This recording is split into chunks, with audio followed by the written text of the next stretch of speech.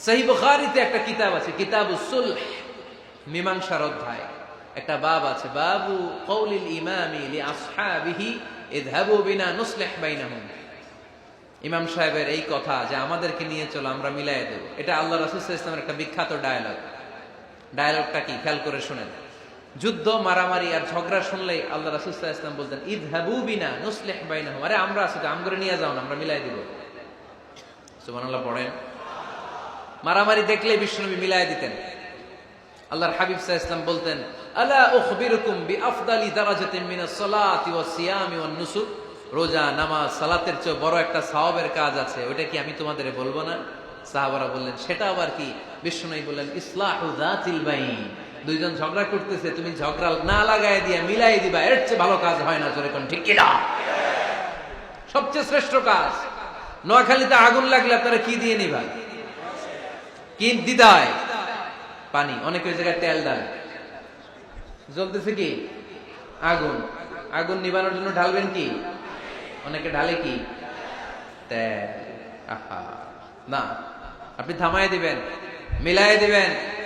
আপনার জন্য ভালো জিনিস মিলায় দিবে কে? 7 নাম্বার, ফারসাইটেডনেস, দূরদৃষ্টিতা, ভিশনারি অ্যাটিটিউড, ফিউচারিস্টিক। নেতা অনেক দূর দেখতে পায়, তিনি দূরদর্শী। কর্মী যত দূর দেখে, নেতাও যদি তত দূর দেখে, দেশ চলবে? কথা বলেন। কর্মী যদি দেখে 500 মিটার, নেতার দেখতে হবে কয় মিটার? 1000 মিটার। কর্মী যদি দেখতে পায় 1000 মিটার, নেতার দেখতে হবে কয় হাজার মিটার? 2000 মিটার। কারণ নেতা হবে ফিউচারিস্টিক, ভিশনারি, স্বপ্নবাজ, স্বপ্নচারী। নেতাকে স্বপ্ন দেখতে হয়, ওই স্বপ্ন জাতিকে দেখাতে হয়। চিল্লায় বলেন ঠিক কি না? মানুষ তার স্বপ্নের সমান বড়। আপনি কত বড় আপনার স্বপ্ন শুনলে বোঝা যাবে। স্বপ্ন সেটা না যেটা মানুষ ঘুমিয়ে ঘুমিয়ে দেখে, স্বপ্ন সেটা যেটা অর্জনের আকাঙ্ক্ষা মানুষকে ঘুমাতে দেয় না।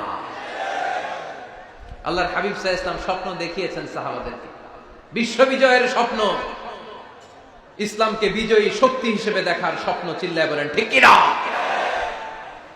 আল্লাহর হাবিব বলতেন, ইন্নাল্লাহা জাওয়ালি আল আরদা ফারাআইতু মাশারিকাহা ওয়া মাগারিবাহা।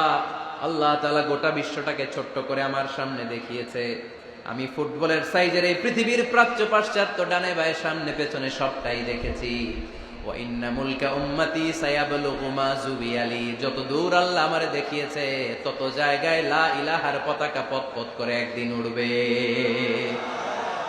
কোন একদিন এদেশের আকাশে কালিমার পতাকা উড়বে, সেদিন সবাই খোদাই বিধান পে দুঃখ বেদনা ভুলবে।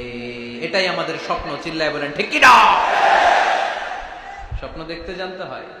সুলহে হুদাইবিয়া চলতেছে, সন্ধি। 1400 সাহাবা নিয়ে বিশ্বনবী মক্কায় আসলেন উমরা করতে। কাফেররা বলে, গো ব্যাক, অ্যাবাউট টার্ন, ফিরে যাও, হবে না। আল্লাহ রাসূল সাল্লাল্লাহু আলাইহি ওয়াসাল্লাম অনুরোধ করলেন, দাও না, উমরার নিয়ত করে এসেছি। ইজার আর রেদা পড়ে কাফেররা বলে, না, আগামী বছর, এই বছর হবে না, চুক্তি করো।